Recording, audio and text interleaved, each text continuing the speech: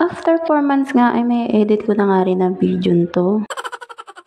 Enjoying every moment, everything's gonna be okay as long as I'm Ilang months na nga ang nakalipas at ilang months na nga rin tong nakatambak sa gallery ko. Kung hindi pa nga magpo-full storage yung gallery ko, abay hindi ko pa nga to may edit.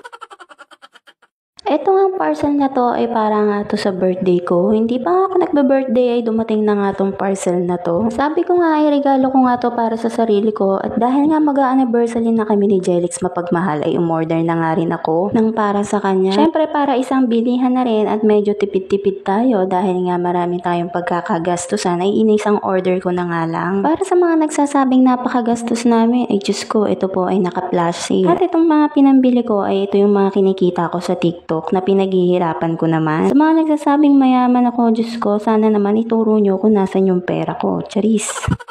Anyways, balik na nga tayo dito sa parcel na binubuksan namin. Tinawag ko nga si Jelix Mapagmahal para siya yung magbubukas ng parcel na to. Sabi ko nga may gagawin kaming vlog at bubuksan niya nga tong parcel na to dahil laruan nga yung laman nito. Sabi ko nga ay hulaan niya kapag nabuksan niya at huwag siyang magugulat. Pinapikit ko pa nga dyan si Jelix Mapagmahal at pinahawak-hawakan ko nga itong box. Sabi ko nga sa kanya, ihulaan niya yung laman nito.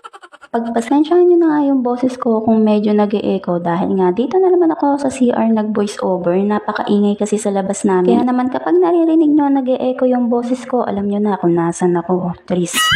Nabuksan na nga ni Jelix Mapagmahal yung box at hindi nga niya nahulaan kaya naman pinabuksan ko na yung mata niya para naman makita niya kung anong laman. Naregaluhan ko nga siya nitong relo para naman may oras siya sa akin. Charis, biro lang. Niregaluhan ko nga siya nitong relo dahil nga luma na rin yung relo na binigay ko sa kanya dati. Alam niyo ba sa tuwing riregaluhan ko nga si Jelix Mapagmahal ay tuwan-tuwa nga yan kahit simpleng regalo lang dahil na-appreciate niya yung mga bagay na binibigay ko. Pinatanggal ko na nga sa kanya yung mga nakadikit at mga nakalagay doon sa relo para nga sukat niya na. Kinakabahan nga ako sa relong to dahil nga nung una akala ko sobrang laki nga ng pagkabilog niya. Pero sakto nang naman at nagustuhan naman ni Jelix Mapagmahal. Pagkatapos nga buksan ni Jelix Mapagmahal yung unang box ay binuksan ko naman tong isang box. Ganun nga din pala yung laman niya at umorder nga ako nitong couple watch. Yung couple watch na to na binili ko ay magkahiwalay sila ng price. Same price sila pero magkabukod yung presyo nila. O diba ang gulo kaya naman kayo na lang umintindi ng mga pinagsasabi ko. Oh no!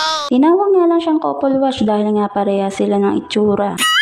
Maliit na size nga yung pinili ko na para sa akin at malaking size naman yung kay Jelix Mapagmahal. Marami nga iba't ibang design at style na pwede nyong pagpilian doon kaya naman nung in-order ko to ay hirap na hirap nga ako dahil nga kailangan babagay sa aming dalawa. At dahil nga naka-promo at naka-flash sale nga yung shop na binilhan ko nito ay mayroon nga tong 2 free batteries na kasama at yung box. Nakaseal nga rin yung mga watches na talaga namang safe na makakarating sa inyo. Ang kinaganda pa nga nito ay waterproof na nga siya at 100% stainless steel. Hindi nga pala to silver, ito po ay stainless steel nga lang. Story time nga lang, alam nyo bang nasubukan na namin yung pagka-waterproof nito? Nung naglalaba nga si Jelix Mapagmahal sa washing ay naisama niya nga tong relo sa paglalaba. Nalaman na nga lang namin na pasama yung relo sa paglalaba. Nung natapos na nga lang maglaba, tsaka nga lang namin nalaman na pasama pala yung relo.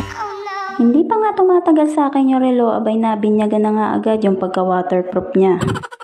Pagkatapos nga namin buksan yung mga box nitong relo ay sinukat na nga namin at dahil nga medyo malaki sa amin to ay kinabukasan ay pumunta nga kami ng bayan. Akala ko nga nung pumunta kami ng bayan ay sarado yung nag-aayos ng relo dito, buti na nga lang ay bukas siya. Nandito pala siya sa pinakadulo kaya naman hindi namin nakita agad. Pagkalapit nga namin dito ay sinabi na agad namin kay kuya na magpapabawas kami nitong lace ng relo. Unang-una nga muna ang pinabawasan yun sa akin at pinasukatan na nga dito sa kamay ko. Medyo nahirapan pa nga si kuya dyan na bawasan yung relo ko dahil nga sobrang kapit na kapit at nakasil nga daw yung pagkalis nitong relo ko kaya naman hirap na hirap siyang tanggalin at bawasan. Nung matapos nga ayusin yung relo ko ay sinunod naman yung kay Jelix Mapagmahal pero hindi na nga siya yung nag-ayos kundi yung asawa niya.